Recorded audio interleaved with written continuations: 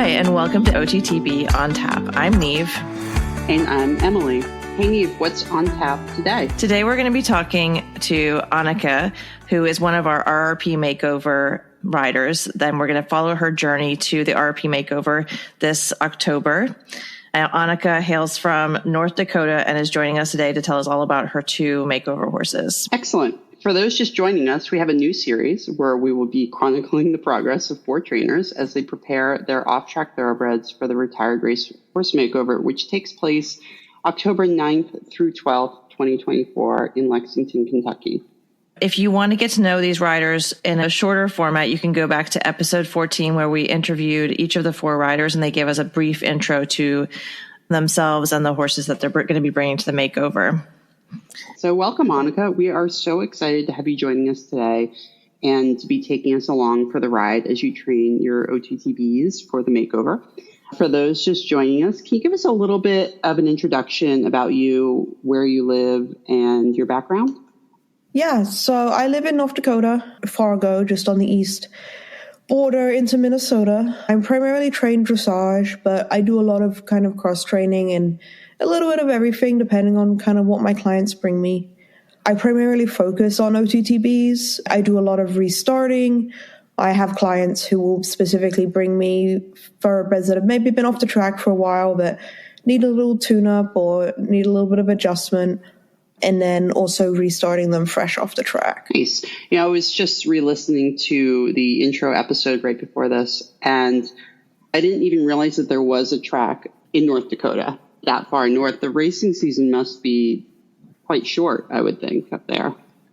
Yeah, so they typically do 4 weekends, but this year I think we're having 5 weekends for the first time. It runs July through the first weekend in August, and then they typically go down to Canterbury in Minneapolis and run after that because that season goes August, September. Okay, so it's a very seasonal, they just kind of ship in for a couple months and then continue on the circuit. Oh, wow, that's super interesting. And before that, they're in Belcourt, which is about, I want to say, 2 hours northwest of here. Okay. And they're there for a month or so before they come down. Oh, interesting. Okay, that's really cool. It's interesting how different areas of the country have different, I guess, seasons for their thoroughbred racing. Yeah, and we have a lot of quarter horse racing up here too. And I think one of the things that's kind of unique in our area is we have races where it's actually mixed, both quarter horses and thoroughbreds running against each other. Really? Oh, wow. Yep. I had never heard of that. That's really cool. So thoroughbreds in sprint type of races or quarter horses in longer format races? It's typically sprint races. Yeah. Oh, that's really interesting. I'd kind of like to see that. I know that the off-track quarter horses are very popular when you can find them. Around here, they're very rare. We're on the East Coast, and I think it's very hard to find them. Like, you have to travel out west if you want to get an off-track quarter horse. Yeah, or like Oklahoma. Yeah, we have plenty up here, so if you're ever looking for one. Good to know. So another thing I think you mentioned in the intro, and you talked a little bit about it earlier today, is your background in dressage. And you grew up in Sweden, did you say? Riding primarily dressage there? I grew up in Sweden training. Can you tell us a little bit more about your background there, if you rode with any influential trainers or just anything that really helped shape your training approach that's very unique to kind of come from a different country and then come to the U.S. and start training thoroughbreds? Yeah, so the dressage in Sweden is typically, at the lower levels especially, a very classical approach. It's a very training-oriented, focused riding that I did when I was growing up. So I didn't really do the whole, like, hop on your pony, go out and play in the woods type stuff. Like, it was very focused training every single ride. And I was lucky to ride some pretty cool horses. I had a good trainer that I worked with. I leased a dressage horse from a gal who at one point rode on the under 25 Swedish national dressage team. Nice. So I learned a lot from her and from that horse that she had trained herself too. And also at the end, I couldn't really afford to lease anything fancy. So I kind of hopped on whatever I had the opportunity to hop on, and that helped me to really ride green horses or ride horses that maybe have a few behavioral challenges that need to be ridden through and worked with. So your Facebook status from yesterday was a little telling about that. Yeah. I was like, this is both cryptic and not cryptic at all. It's always fun when you get them in and then you're told one thing and then it's a completely different ball game once you actually get on them. So, yeah. I mean, that's the gamble part of taking in horses that might have behavioral issues, right? Is that it's kind of like opening Pandora's box a little bit. Yeah, like you never know what you're going to get. You never know like what happens when you start pressing buttons and putting pressure on and asking for more than maybe the owners would ask for. Yeah. So, yeah, it is what it is, right? But everything went well at the end. So you have 2 makeover horses this year. You have got one that you're competing in the Broodmare division, and then the other one you're doing, is it just ranch work with the other one? So they're both Broodmares. Oh, okay. Yep. So Tizso Majestic, Tessa, as I call her, is probably going to do ranch and trail. She's a cool horse, but she's got a lot of power. And I just don't think to ask her to do the dressage yet would be fair to her. It's like my trainer said, there's some horses that are just naturally upper level horses. And to ask them to kind of step down and try and do the intro and training level tests can actually just do them a disservice. And that's kind of the horse that she is. But is that the one that you compared to Alex?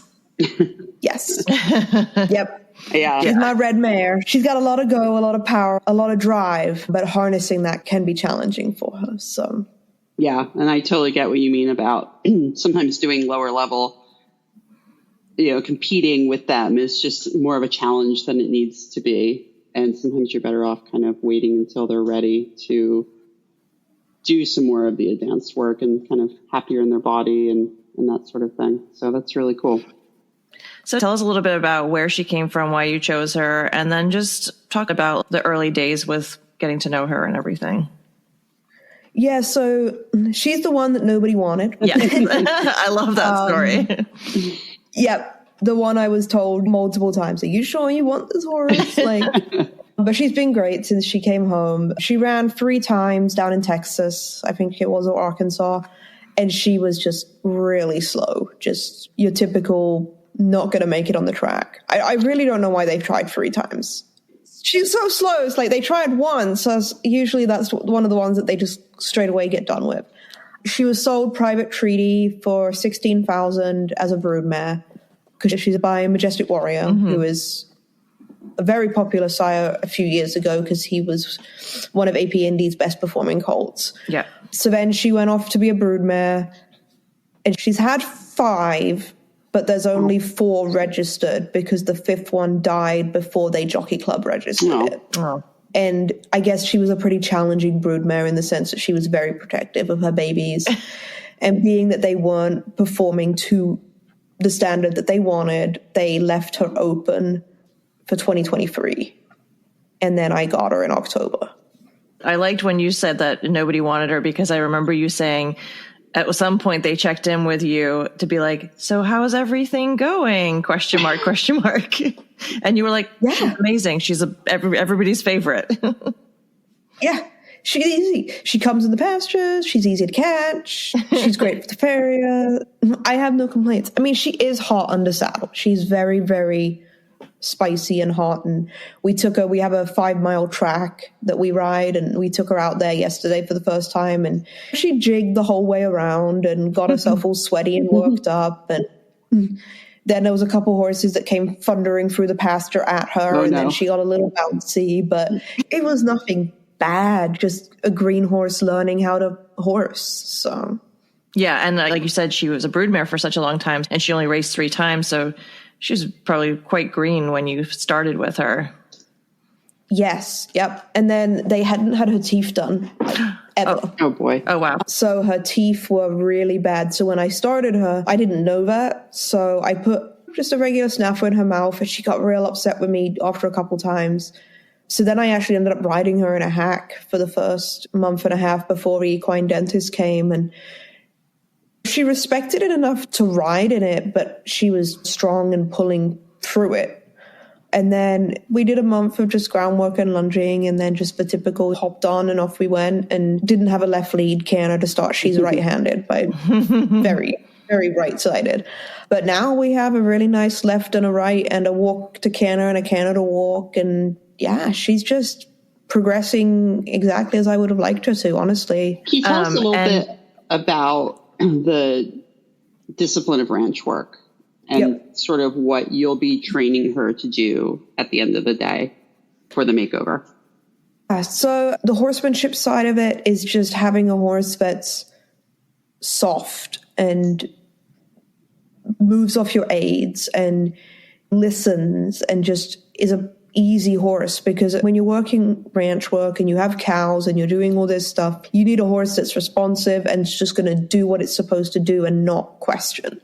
So we're just really working on her softness and moving off my leg and, you know, the riding one-handed, which again comes with its own challenges for her. And then just confidence. We went to a ranch clinic this past weekend. So she got to see cows for the first time and just moved the cow around when we were working just one cow and was great. Wow. And had no concerns at all about it.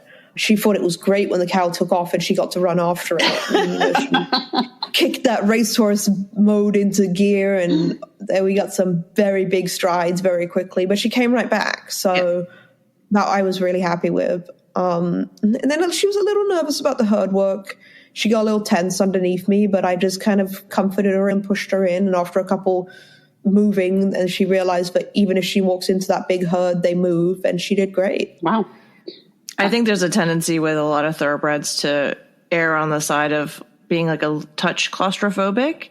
And so I feel like that's just a natural instinct that, like you said, once she realized that they would move if she came towards them, which I would think that having a mare would be really beneficial to do ranch work with, because you kind of want that alpha mare attitude a little bit, where they're used to moving other horses around. And maybe as a brood mare, that helps as well, because she was used to wrangling the babies and that kind of stuff. Maybe there's a crossover there. Yeah, maybe. I have a 2-year-old that I'm just getting ready to start, and she really enjoys chasing her around and cutting her and pushing her and ramming her. And when we've been practicing ponying her, and when she gets real mad at her, she just shoves her out the way. So, I mean, she's kind of got the aptitude for it. Yeah. So, yeah. That's so funny. And do you have to do stuff like opening and closing gates and things like that for part of your... So it's like a pattern that you have to do for ranch work. Is that right? Yep. So I believe there's a horsemanship pattern, which is just a general riding pattern. And then there's also ranch trail. So that crosses over into our regular trail training work. And that includes like obstacles and stuff like that. Yep. So the ranch trail is very traditional towards what AQHA does, with a bridge and a gate and some poles and a little bit of canter, a little bit of this. And then at the makeover last year, they had a pen with cows in it that you had to open the gate, walk through the pen, move the cows if they were in the way, and then open the gate and leave. So we have started some gate work, and also just the aids that require. I like to start without even having a gate present and just practice. Move forward, back, pivot, move sideways, and getting kind of those movements down. And then I start by letting them kind of get up to that gate, line themselves up, hear me kind of crank around, jingle it and whatnot, and then we walk away. And then we go to the step where we will open the gate and leave it there. And then we'll practice moving back towards the gate after it's been opened. And then eventually we'll close it once we get all the other pieces in place. Yeah. I'm sure your background in dressage training really helps with a lot of that lateral work that comes from ranch training. Yeah, we do a lot of lateral work, a lot of lateral stuff. Tessa is at the point where she knows shoulder in, she leg yields, she does the more Western side passing. We've started introducing side passing over poles. And then she has a very baby haunches in. I guess you could maybe call it more of a haunches 4, but we aren't quite full 4 track yet, but she's getting there. So. When did you start working with her? Is it still December 1st is the first date that you're allowed to really start training the horses, the year before the makeover? Yeah, December 1st. But yeah, it was basically, we got her home end of October, gave her a week or 2 to settle. did some groundwork in November, and then I hopped on her right around that December 1st mark. Cool. So you've made a lot of great progress, especially, so she wasn't, going back to her Broodmare days, she wasn't ridden for many years if she had five babies. Yeah. Yeah. So that sounds like a lot of great progress in a fairly short amount of time. It must be exciting that you still have a few months before the makeover. Yeah, we have a few months. And what's been the most fun, honestly, is the fact that a lot of them, like last year, one of my guys, he was so anxious going off property, and we had to travel, and we went to a ton of shows and a ton of events, and we were constantly on the road just trying to get him to just settle in. And it worked. By the time we got down to Kentucky, he was babysitting other horses. It was great. But she's just, it doesn't matter. You can go to any arena anywhere, and she is the exact same horse. That's really cool. So that has made my life so much easier. So much easier. And I was going to ask, too, about introducing them to cows, if you've ever had issues with that, or if it generally goes pretty well, or if you have like a systematic approach, because we have kept horses in areas that have cow pastures around them, and some of the thoroughbreds don't really take to them very well. Yeah, I like to take all of my thoroughbreds and at least expose them to cows. It's a great confidence builder. Mm-hmm. This whole, look, I can move this thing and I can go up to this thing. And so my boys last year that I had as my makeover horses, they were a lot more scared of the cows than either of the mares were. And then we got the whole like rear spin, run away type deal when they got close to the herd and stuff like that. So thankfully we had none of those eventful kind of deals. But again, we worked through it, and I really like kind of the one cow approach where you follow it together with another horse and you follow it on your own. And then when they get comfortable walking, then you can trot after it, and then they can canter after it. And Tessa, she got into it a little bit. She got to circle that cow and move it and change its directions a little bit, and pulling out some flying changes I didn't know she had. That was kind of cool. So. That's interesting, because we went to the horse expo that was in PA a couple of weeks ago, and there was a trainer there. He does a lot of training in this area, and he's got a really nice approach, but he was talking about how he trains dressage and flat training concepts by using one of those fake cows dragged behind the four-wheeler. And he had the device on a figure eight, and he basically had his horse tracking it. And it was really cool to see how he built the horse's confidence up by making it a little bit harder, a little bit faster. And so it's kind of like the same thing that you're saying. Yep, exactly. And we actually had to do that with one of my boys last year. We actually had to take the live cow away. And we had to go to a cow behind a four-wheeler and let him chase that around for a bit. But you can imagine that would give them a lot of confidence, because I feel like everything about horses suggests that when they feel like they're in danger, their instinct is to leave. So you're having to be like, no, not only do I want you to stay, I want you to like push this thing around now. Yep. And walk at something that's coming at you. Yeah. Which for some off the track thoroughbreds, even doing that in an arena with another horse is a lot. Yeah. I have 2 horses, as we mentioned, and the other one, she did good with the single cow, but when we got into the herd work, she was a lot more nervous and was kind of slamming on the brakes and wanting to leave, and we had to work through a lot more for her, but she got there. Yeah. Then she got kind of aggressive with the cows, so we had to kind of say, hey, like, no, that's not okay.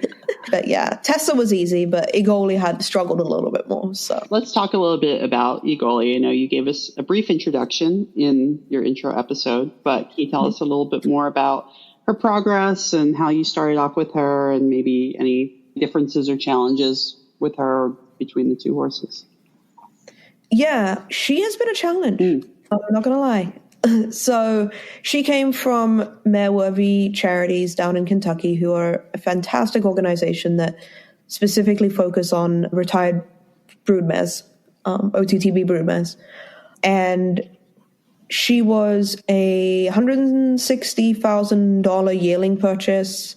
She ran 3 times, broke her maiden first race, and then they shoved her in a stakes race, and she didn't do very well. And then they ran her one more time, and she did okay, but then she sold as a 3-year-old for $270,000 at Keeneland. Wow.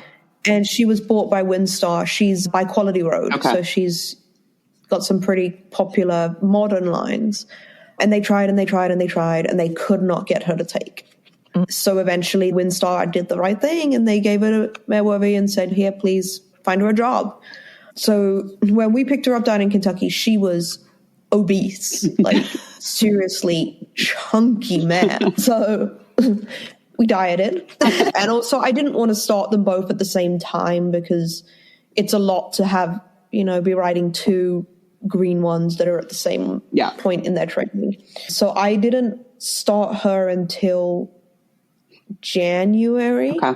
And then we got a couple rides in, and then she came up with some weird lameness. We think she slipped on the ice. And that was when we started noticing that there was something going on that wasn't just kind of quite right. And we did a bunch of testing. We x-rayed, we did blood work, we did ultrasounds, and we did the whole 9 yards on this horse, and we couldn't find anything. My vet was thinking kissing spine with how she was acting, x-rayed her back. I've never seen back x-rays that clean. Like, beautiful x-rays. Right. So then we went the genetic testing route. We landed at PSSM2 and RER. Wow. So we overhauled her diet. We did a gabapentin nerve reset, and she has been doing a lot better since, but not being able to have alfalfa has been a challenge from a weight perspective for her. So now we're at the other end of the spectrum where we're trying to put weight on her. Gotcha. And she's a picky eater. So we finally have a diet that she'll eat with enough fat and protein for her. And now it's just kind of that long game of getting the weight back on, because it's a lot easier to lose it than it is to put it back on. Yeah. So in the midst of all this, we're probably at about 20 rides, and she has major opinions about everything. She is a mare through and through, and she questions everything, and she doesn't learn from her mistakes, and she's been a lot. And then on Wednesday morning, I get a text that her leg was all blown up and swollen. I'm like, one thing after the other. And we've been dealing with this little tiny hock sore that just every time she lays down, she scrapes it open again. And it had obviously sealed over with something in it, and it abscessed. Oh my God. So then as I'm kind of cleaning it up and opening it up, you get pus everywhere, and it's all such a good time. She's sound. There's nothing bad about it in that regard. And we did put her on antibiotics now just to be safe, but it's healing good. It's already looking a lot better than it did on Wednesday. That's and good. I rode her yesterday mostly at a walk, just working on getting her more soft and flexible and accepting of contact, because that's been her challenging, is she would not let you touch the bit. And she'd had her teeth done and everything, so it wasn't that. It was just like, no, I don't want you to pull on me. But no, she's coming along. She's still at the stage where she's only walk trot, but she's coming along, and she's a cool horse. She's very fancy mover. She'd look amazing in the dressage pen when the day came. She's a little further behind than Tessa is. So. And what are you planning on doing with her at the makeover? She is my team horse with my wife. Okay. We're riding her together. Nice. And my wife really wants to do trail. So right now, the plan is probably to do trail. But then she really enjoyed the ranch stuff this past weekend. So she's like, well, maybe we should do ranch. But she also thinks that I should put her in the barrel pen and see how fast she can go, because she had a pretty speed index when she did run. Yeah. And she's definitely agile enough that, so we might end up doing some barrel racing. We'll have to see. Yeah. I've got to get a walk trot canter and whatnot on the saddle properly first, and then evaluate from there. But we don't have to decide for a while yet. So I remember you saying that one of the horses had a really tough time transitioning to the weather in North Dakota. Which horse was that? That was Egoli. Yeah. Yep. We really have had to bundle her up, and lots of blankets and lots of layers. And anytime it's cold and windy, she has to come in because she just can't handle the cold weather at all. What's your stable routine with them? Do they live out? Do they come into a stall? Do you have sheds, or what's your kind of preferred method? I let them choose. It really depends. I mean, Tessa was a broodmare for so long. She was used to living outside. Yeah. She's the biggest stall baby when she does come in. Like when we go to the clinics and stuff, she loves being in a stall and having all her own hay and all this stuff. But after a couple of days, she's like, I'm kind of over this now. So she lives outside on a round bale, has a shelter run in, and we have pasture. So once it finally starts getting green, she'll be able to go out on pasture too. And she's in a mixed herd and she's happy as can be. And then Egoli is stalled during it at night, especially because we're trying to monitor her diet and get some weight on her. And then she goes out during the day with 2 old retired geldings and does great. She's very chill and easy in the pasture and low on the pecking order. So we haven't had any issues mixing her in with anybody or anything like that. I like hearing about people doing mixed herds. I feel like we did that a fair bit when we had horses together, and not a lot of people do it around here as much. There's a lot of opinions about who can go together. And generally, I feel like you just put the right horses together. The gender doesn't really matter. And even with 4 shoes on, it doesn't really matter as long as you're mindful about who's going out with who. Yeah, and as long as you do the introduction properly and don't just kind of throw everybody to the wolves. I mean, I have one horse that's in 4 shoes and, she does fine. Yeah. We have a field at our farm. We just call it the mare field. And there's a couple of horses that are riding horses. There's a couple of broodmares out there. And just recently, a couple of 2-year-olds got put out in there. And then a new horse came to the farm and she got put out there. And it's the pasture that you have to ride past to get to the ring. And it's so fascinating to see the mare herd dynamic because this new horse showed up on Wednesday night and I was riding there the next day. And this horse was just all the way at the furthest corner and all of the other mares are on the complete opposite corner. And they were just like, you can't sit with us.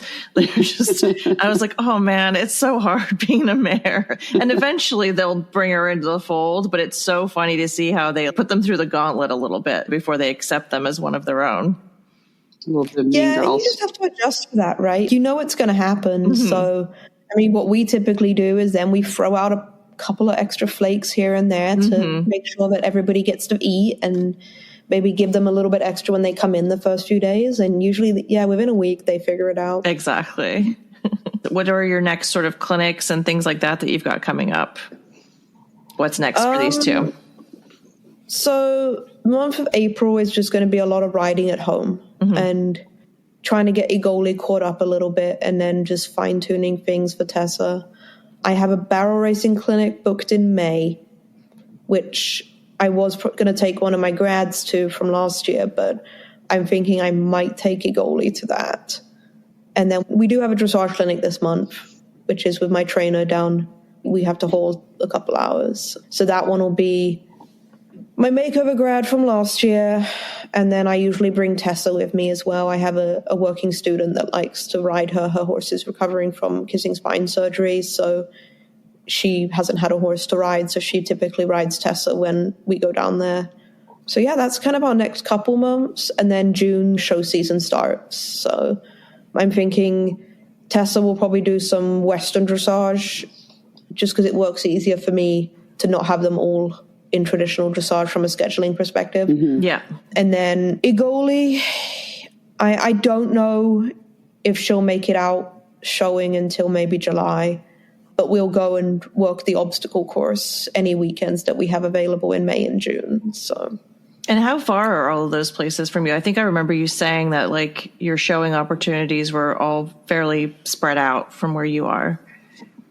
Yep. So the dressage shows are all closer to Minneapolis, so it ends up being 3 to 4 hours minimum for us. A couple of our shows are in Duluth. That ends up being about a 6-hour drive. Wow. My trainer wants me to go to Mayflower, which is in Wisconsin, and that's like a 9-hour haul. Ooh. Oh my gosh. But I don't know if we're going to do that this year. Yeah, that is... I mean, I think I said this to you last time we spoke, but we're unbelievably spoiled in the area that we're in. And I don't think we take it for granted, but I feel like every time I talk to somebody that lives in an area that's more remote, I'm just reminded of like the opportunities that we have around here. And to kind of add to that, how does it work with you guys in terms of like farrier care and dentistry and vet care? Do you have good resources for that are local, or do you kind of have to rely on yourself a little bit for some medical things here and there? You know, I've gotten really lucky. I have an amazing farrier he only does farrier work part-time, and he's kind of limited on how many clients he takes, but he has been absolutely fantastic keeping my horses sound. And one of my mares ripped her entire hoof wall off on one side and sliced a coronet band in December, and he has been doing amazing getting that hoof to heal and keeping her sound and whatnot. So we've been really lucky with the farrier care. But yes, it makes me really nervous. Like if he ever stops, like I don't know what we're going to do. And then we have a traveling equine dentist who travels all over the Midwest. She's actually based in central Minnesota now. She used to be in South Dakota, but she's actually coming up today. So everybody's getting their teeth done today. Nice. And then from a vet perspective, we do have a local vet. He's great for a lot of the general things. But if we need any specialist lameness stuff or anything like that, we're hauling down 4 hours or whatnot. When my mare had emergency colic surgery, I had to haul her 4 hours down in the trailer down to the U of M. Oh, my God. That must have been the longest 4 hours of your life. Yep. It was not pleasant. Oh, wow. But I had to keep going back in the trailer and sedating her to keep her calm and trying to keep her everything from not progressing as quickly as it could. And we got her there, and they said, you know, you had about an hour's window to spare. But wow. So yeah, it definitely puts things into perspective. I was going to say, yeah, I'm sure that there are really great things about being in that area of the country in terms of probably don't go through as wicked of a summer as we have here, and it's probably a bit tough when you've got to go that far just for things like colic surgery and whatnot. Definitely puts in perspective. I think it's good for people listening to our show to maybe not feel alone. I have some friends that live in Texas, and it's the same sort of situation with them where their closest event or cross-country schooling might be 3 or 4 hours away. And I think it's encouraging for people to know that they're not the only one that's going through that. We have a bit of a skewed perspective because of the area that we live in, but it's really refreshing to talk to people that truly have a lot more challenges when it comes to getting to the RRP, whether that's the distance that they are to the event itself or just the logistics of where they're based. Yeah. For us, we're so used to it that it's not a big deal. And I think it's, in a sense, the horses become a lot more seasoned from it. Mm-hmm. You know, that haul to Kentucky, that's a long one. But for my horses, they're like, man, that's no big deal for us because we're always hauling 4-6 hours when we go somewhere. Yeah. So I think in that regard, it kind of helps us because it really prepares them for that kind of trip. And it helps me to see, are they drinking and eating enough on the road? Do I need to make any adjustments ahead of time? Last year, he would get a little sore up front in his shoulders from the trip. So we put him in cloud boots for the trip down to Kentucky, and he did great. So being able to kind of practice those longer drives before you actually have to make them is really nice. You know, if you're always only hauling 20, 30 minutes away, do you know if your horse is going to drink on the road? Right. That's a really good point. How they're going to handle having a water bucket hanging in their trailer stall? Is that going to cause issues? Are they going to hurt themselves on it? Are they going to do something dumb in the trailer when they're in there that long? So there's a lot of those pieces that we get to iron out and really create like a solid citizen is kind of how I like to put it. I have never, ever have a concern when I'm selling a horse that it's not going to load in a trailer or that it's not going to travel well because I've made sure that it does. Yeah. And if there's any quirks or anything special, that's taken care of well in advance. So I think you just took what I sort of viewed as a downside and made it an actual real positive side. I think that's really cool. Yeah, that's a great perspective. And There's a lot to be said for that, I think, too. When you're just going just right down the road, your horse doesn't get enough time to settle in the trailer as well. If you do have an anxious horse, sometimes those longer trips are nice because they might be upset for the first 25 minutes, 30 minutes. And then once you've been on the road for an hour or so, generally they will settle pretty well. Well, and it's no different from any other part of training, right? When you have a horse that, say, takes a while to settle when you're riding. Mm-hmm. You know, I mean, do you only ride that horse for 20 minutes if it takes 20 minutes to settle? No, you keep going, right? You keep riding until they walk out at the end of it and they can relax and take a big, deep breath.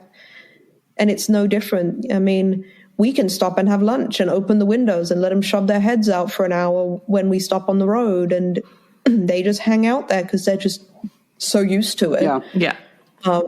And it helps in everything. They tie better. They stand better when in the barn. They eat. They make sure that they, you know, if you give them their food, they eat their food, but they don't rush it. Yeah. I think it just helps every aspect for them. And it's just one of those things where you have to take that time. You have to put them in the trailer and go, and they have to be in there because it's easy to skip out on those things that take longer and are more dragged out especially when you're training like I do, where I'm one horse after the other.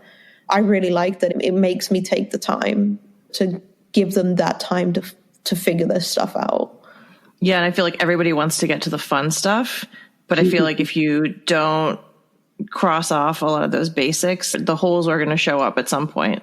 And I think your comparison to 20 minutes under saddle versus 20 minutes in the trailer and that taking a deep breath, we've all known horses that you sit on and you're just like, just take a breath. Just please, and just trying to sit there like a wet noodle until they just finally relax. And I think that's such a great comparison.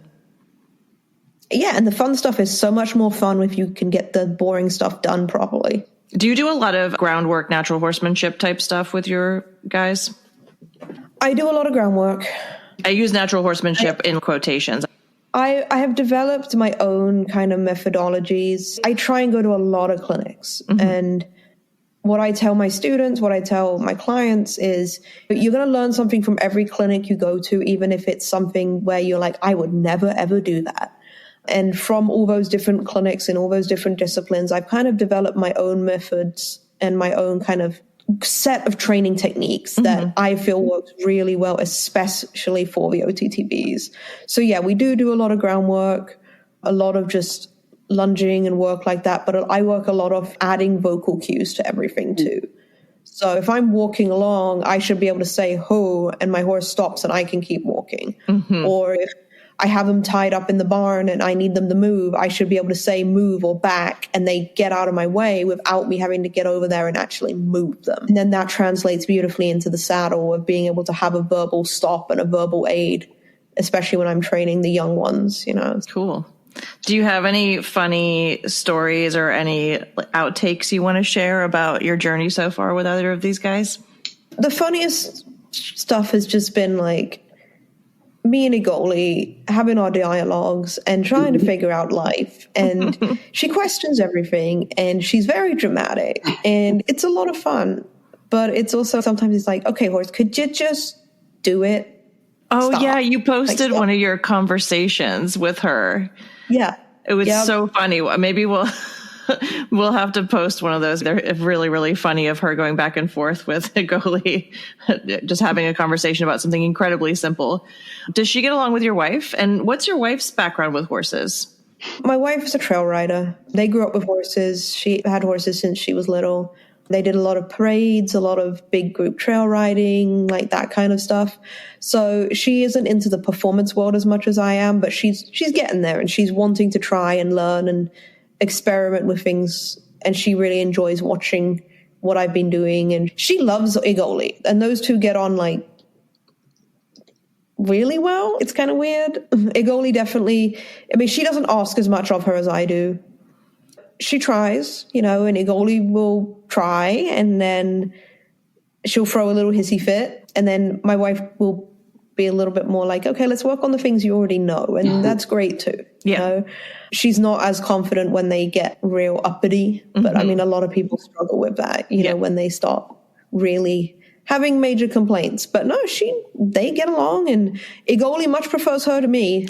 She pets her and gives her treats and loves her and grooms her and spends hours in the barn with her, whereas, usually I'm just the one that gets to ride her, so. Put her to work. Yep, exactly. She's like, I'm not the fun mom. Yeah. I love it. Really looking forward to following along on your journey, especially once you get to your next steps of maybe starting to take them to some little shows and things like that. So for our listeners, we just want to make sure that you continue to tune in and follow along with Annika and Egoli and Tizso Majestic on their way to the makeover. Annika, can you remind everybody where they can find you on social media if they want to follow along? Yep. So primarily I am active on Facebook, Annika Greaney, and then on Instagram, Greaney_equestrian. So thanks for joining us again. If you liked what you heard today, please leave us a 5-star review on Apple Podcasts.